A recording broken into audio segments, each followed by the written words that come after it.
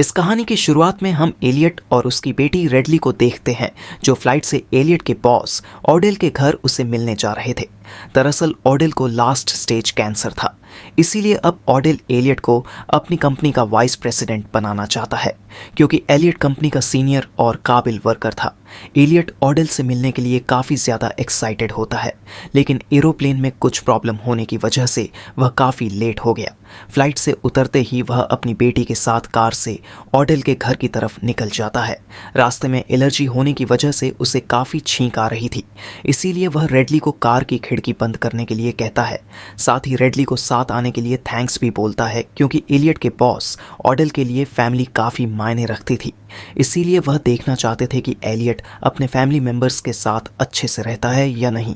Elliott और Ridley आपस में बातें करते हुए जा ही रहे थे कि अचानक से उनकी कार का टक्कर किसी जानवर से होता है, जिससे वह दोनों काफ़ी डर गए और कार को रोक देते हैं। पीछे आकर देखने पर उन्हें पता चलता है कि उन्होंने गलती से एक यूनिकॉर्न के बच्चे को टक्कर मार दी, जिससे वह बुरी तरह से घायल हो गया और रोड पर पड़ा दर्द से कर्रा रहा था। यूनिकॉर्न को देखकर एलियट और रिडली पूरी तरह से हैरान हुए। अचानक से यूनिकॉर्न बेबी के सींग में अजीब सी रोशनी होना शुरू हो गई, जिसकी वजह से रिडली खुद को उसे छूने से नहीं रोक पाती। लेकिन यूनिकॉर्न के सींग को छूते ही रिडली को अजीब तरह के विजन आने लगे और वह पूरे ब्रह्मांड को अपनी आंखों के सामने देख पा रही थी। अगले ही पल रिडली को अपने डैड के चिल्लाने की आवाज़ सुनाई दी, जिससे वह वापस से होश में आ जाती है। लेकिन वह यह देखकर पूरी तरह से हैरान थी कि उसके डैड बड़ी बेरहमी से यूनिकॉर्न बेबी को पीट पीट कर जान से मार रहे थे। एलियट कोई भी सबूत नहीं छोड़ना चाहता था, क्योंकि इससे वह काफ़ी प्रॉब्लम में पड़ सकते थे। वह यूनिकॉर्न बेबी के डेड बॉडी को अपने साथ ले जाता है। जल्दी एलियट रिडली के साथ अपने बॉस ओडेल के घर पहुंच गया, जहां पर उनकी मुलाकात ओडेल के बेटे शेफर्ड और वाइफ बेलिंडा से होती है। एलियट से मिलकर ओडेल पूछता है कि यहां आने में कोई प्रॉब्लम तो नहीं हुई, यहां रास्ते में कुछ दिखा। इस पर एलियट नाम में जवाब देता है और ओडेल से कहता है कि आने में कोई प्रॉब्लम नहीं हुई। अब रिडली को उसका कमरा दिखा दिया जाता है, और जब रिडली वॉशरूम में अपने चेहरे पर लगे यूनिकॉर्न बेबी के ब्लड के छींटों को साफ कर रही होती है, तो यह देखकर पूरी तरह से हैरान थी कि यूनिकॉर्न के ब्लड की वजह से अब उसके चेहरे के पिंपल पूरी तरीके से ठीक हो गए। वहीं दूसरी तरफ एलियट जब अपने बॉस ऑडेल को अपने बिजनेस प्लान दिखा रहा होता है, तो आश्चर्यजनक रूप से चश्मे में उसे कुछ भी दिखाई नहीं देता, और चश्मा हटाते ही उसे सब कुछ साफ साफ दिखाई देने लगता है। एलियट इस बात पर ज़्यादा ध्यान नहीं देता और अपने प्लान बताना जारी रखता है। अब एलियट जब अपने प्लान को अप्रूव करने के लिए ओडेल के सिग्नेचर लेने जाता है, तो वह साफ साफ मना कर देते हैं, क्योंकि वह इस प्रोसेस को धीरे धीरे आगे बढ़ाना चाहते थे और एलियट और उसकी फैमिली को समझाना चाहते थे। इसके बाद हम कार के अंदर यूनिकॉर्न बेबी को देखते हैं, जो अब वापस से जिंदा हो रहा था।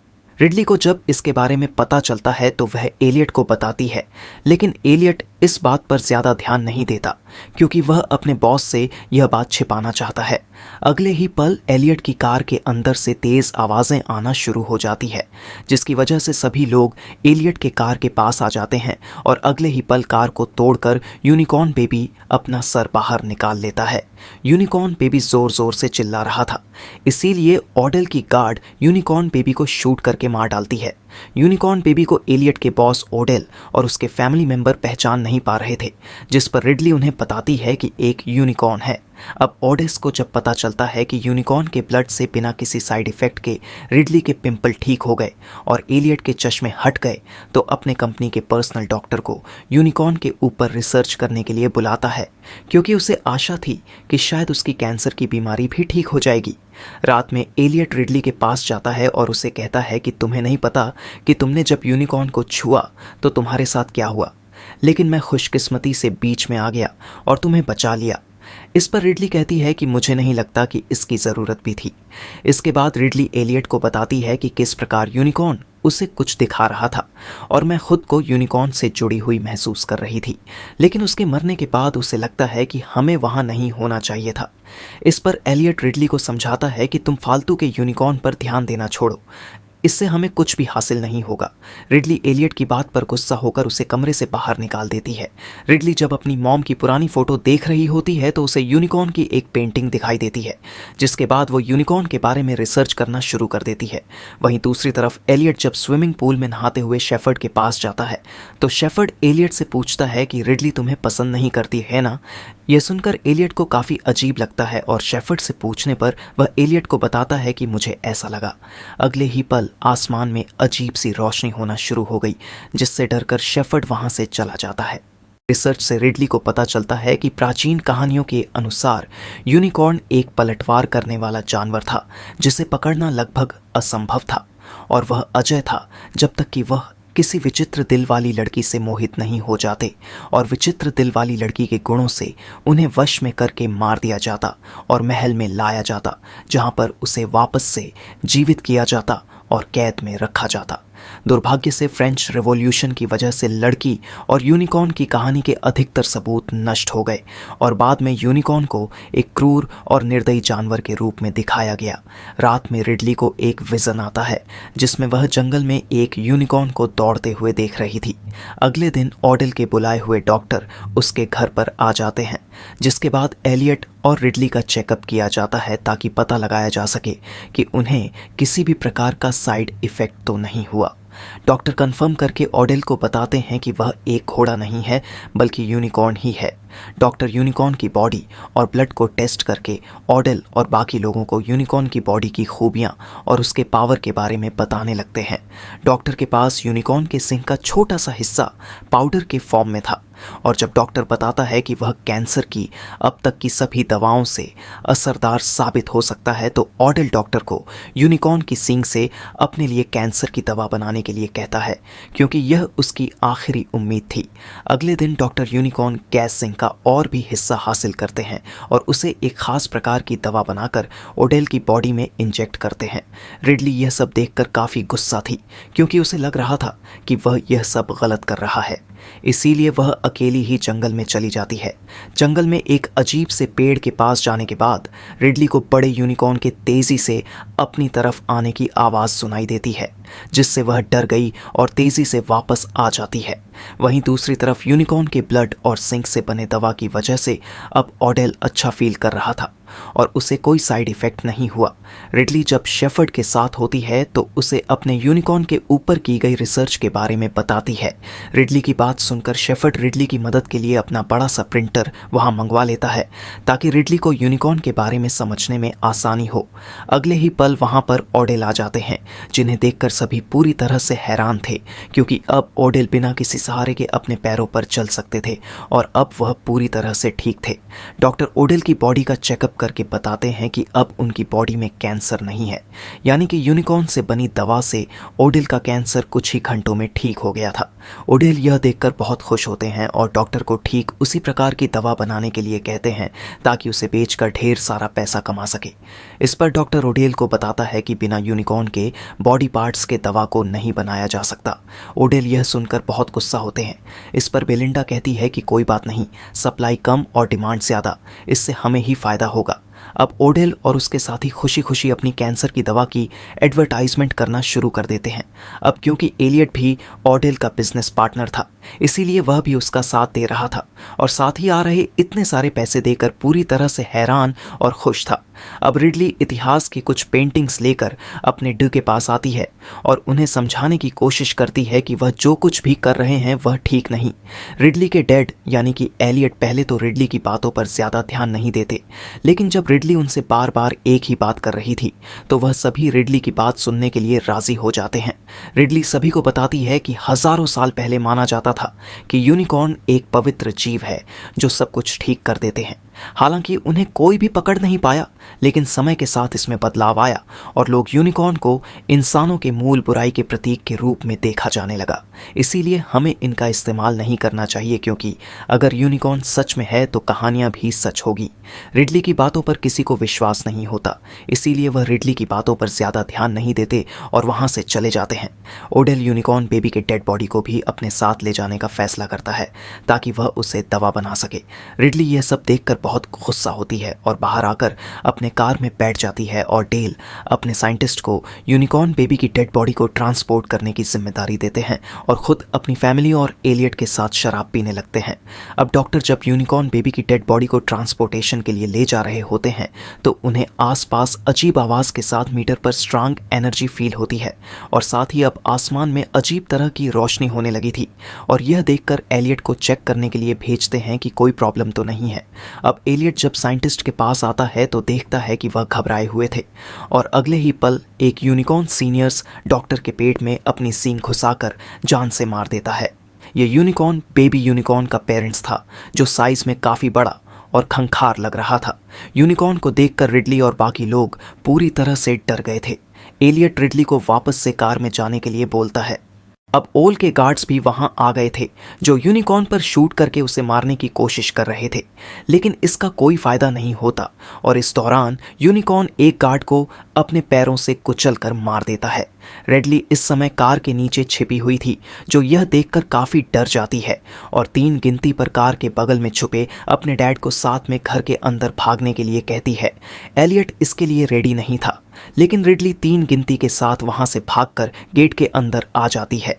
यूनिकॉर्न भी यह देखकर रिडली का पीछा करता है, लेकिन वह गेट के अंदर नहीं जा पाता।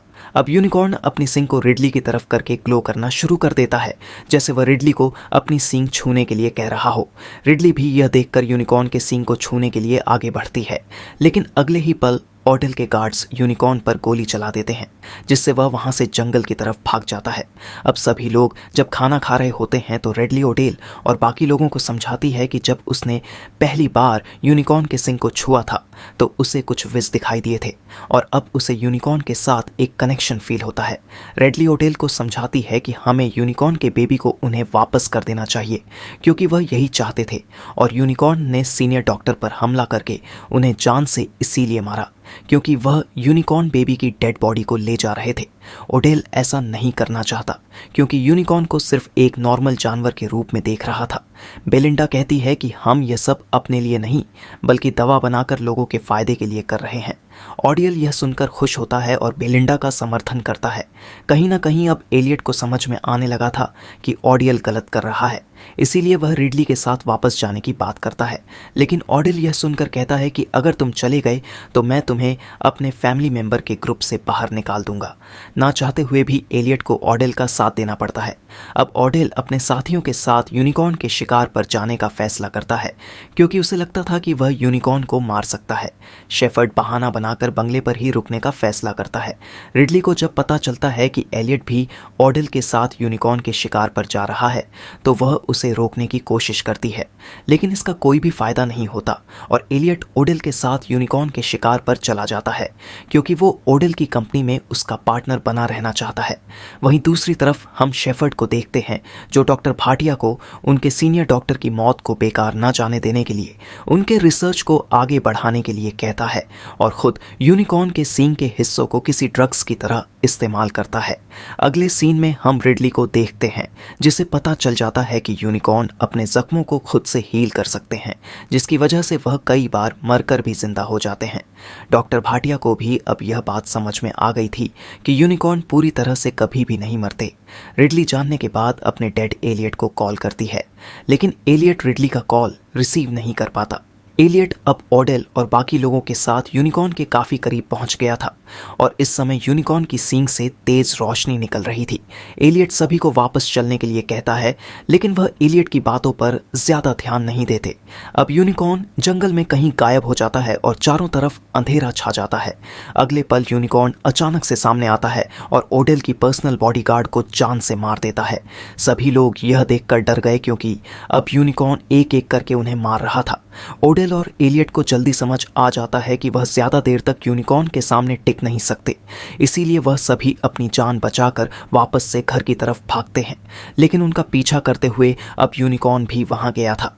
एलियट और बाकी लोग तो अब कमरे के अंदर आ गए थे, लेकिन ओडेल अभी भी बाहर खड़ा था, जहां पर उसके आगे पीछे 2 खूंखार यूनिकॉर्न खड़े थे जो बेबी यूनिकॉर्न के पेरेंट्स थे। ओडेल ये देखकर यूनिकॉर्न के सिंग को छूकर उसे कंट्रोल करने की कोशिश करता है, लेकिन इसका कोई भी फायदा नहीं होता क्योंकि अगले ही पल यूनिकॉर्न अपने सिंग को ओडेल के सिर में घुसाकर उसे जान से मार देता है। सभी लोग यह देखकर बुरी तरह से डर जाते हैं और दरवाज़ा बंद कर लेते हैं। इस समय सभी लोग बुरी तरह से डरे हुए थे और बेबी यूनिकॉर्न की डेड बॉडी को उसकी सींग के साथ उसके पेरेंट्स को वापस करना चाहते थे, लेकिन शेफर्ड और बेलिंडा ऐसा करने से साफ साफ मना कर देते हैं क्योंकि इसके लिए ही ओडेल ने अपनी जान गंवाई थी। इसीलिए वह यूनिकॉर्न बेबी की डेड बॉडी को अपने पास ही रख लेते हैं। अगले ही पल घर की लाइट चली जाती है और साथ ही नेटवर्क कनेक्शन भी नहीं आ रहा था। अब सभी लोग समझ जाते हैं कि यह सब यूनिकॉर्न ही कर रहे हैं, इसीलिए उन्हें अपनी जान बचाने के लिए यूनिकॉर्न बेबी की डेड बॉडी को उनके पेरेंट्स को देना ही होगा। लाइट ना होने की वजह से दरवाजे को बाहर जाकर मैनुअली खोलने की ज़रूरत थी और इसके लिए वोटिंग से ग्रीव को चुना जाता है क्योंकि घर का सिक्योरिटी हेड होने की वजह से उसे सब कुछ पता था। वहीं यूनिकॉर्न बेबी की डेड बॉडी को बाहर ले जाने के लिए डॉक्टर भाटिया को चुना जाता है। वह लोग प्लान बनाते हैं कि जैसे ही डॉक्टर भाटिया यूनिकॉर्न बेबी को लेकर बाहर जाएगी, ग्रिफ जल्दी से दरवाज़ा खोलकर डॉक्टर भाटिया को अंदर बुला लेगा, जिससे उनकी जान बच जाएगी। प्लान के मुताबिक डॉक्टर भाटिया यूनिकॉर्न बेबी की डेड बॉडी के साथ बाहर जाती है और कुछ ही समय में वहां पर दोनों पेरेंट्स यूनिकॉर्न भी आ जाते हैं, जो अपने बेबी की डेड बॉडी को देखकर काफ़ी गुस्से में लग रहे थे। ग्रेफ अब किसी तरह जल्दी से दरवाज़ा खोल लेता है, लेकिन डॉक्टर भाटिया समय रहते ही अंदर नहीं आ पाती और दोनों यूनिकॉर्न मिलकर डॉक्टर भाटिया को बहुत ही बुरी तरह से जान से मार देते हैं। ग्री मौका पाकर वहां से भाग जाता है।